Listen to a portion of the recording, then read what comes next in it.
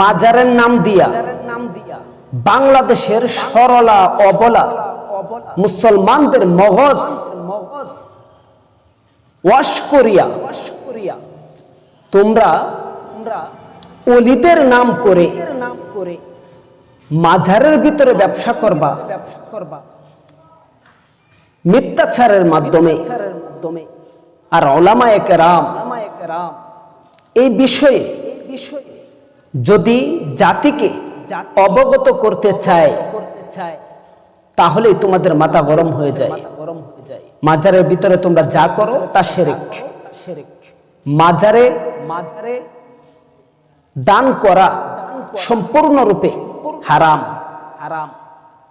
মাজারকে কেন্দ্র করে এইখানে দোয়া করা সম্পূর্ণরূপে বিদআত।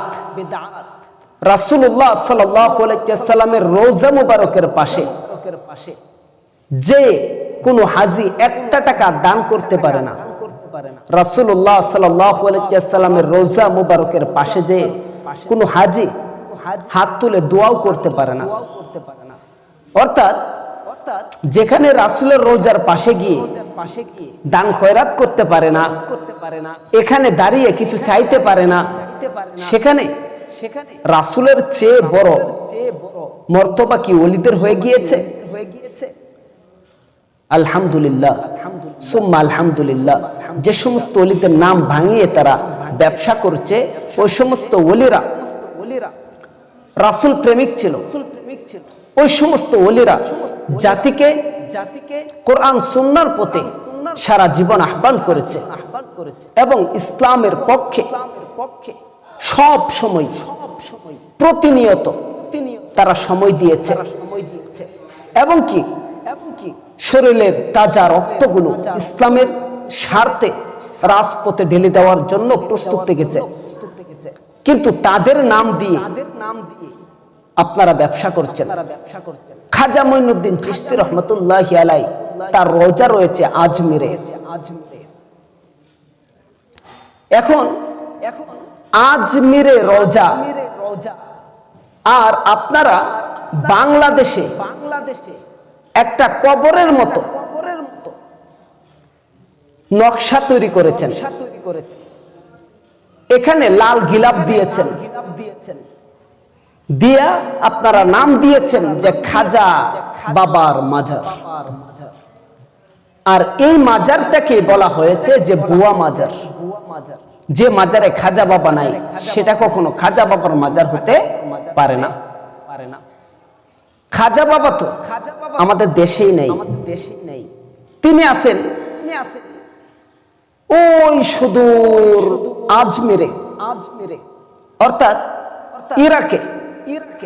ওই ইরাকের খাজাকে বাংলাদেশে নিয়ে আসলেন মাটির নিচ দিয়া কিছু ভণ্ড 2 নাম্বার বাটপার মৌলবীর মাধ্যমে। আর তারা এখানে খাজা বাবার নাম দিয়ে লক্ষ কোটি টাকা মানুষের পকেট থেকে হাতিয়ে নিচ্ছে। আর বাংলাদেশের সরলা অবলা জনগণ তা বুঝতেই পারছে না। দেখুন, বিশ্বাস করুন, একটু বোঝার চেষ্টা করুন, মাজারে যেই যে টাকা দেন এই টাকাগুলা কোথায় যায়? বাবা খায়, এই টাকাগুলা কোথায় যায়? ইসলামের খাতে ব্যয় করে, এই টাকাগুলা কোথায় যায়? মসজিদ মাদ্রাসায় দান করে না, এই টাকাগুলো 365 জনের একটা কমিটি রয়েছে। এক এক দিনের টাকা এক একজন নিয়ে যায়, অর্থাৎ 365 দিনের টাকা 365 জন মানুষ মাজার থেকে নিয়ে যায়। তারা রাতারাতি ধনী হচ্ছে, পেট ফুলে কলাগাছ হচ্ছে, দেশে এবং বিদেশে তাদের বাড়ি তৈরি করছে এবং বাংলাদেশের টাকা মাজারের মাধ্যমেও বাহিরে প্রচার করছে। সুতরাং এই সমস্ত মাজারে দান করা থেকে বিরত থাকুন এবং এই দানের মাধ্যমে আপনাকে শিরকের দরজায় আপনাকে দাঁড় করায় দেওয়া হচ্ছে। সুতরাং আল্লাহ তাআলা ব্যতীত, ওনার ঘর ব্যতীত, ওনার রাস্তা ব্যতীত আর কোনো জায়গায় দান করলে, বিশেষ করে মাজারে দান করলে দান তো হবেই না, বরং আরো শিরকি গুনাহ হবে। আল্লাহ পাক রব্বুল আলামিন আমাদের সবাইকে বুঝার তৌফিক দান করুন।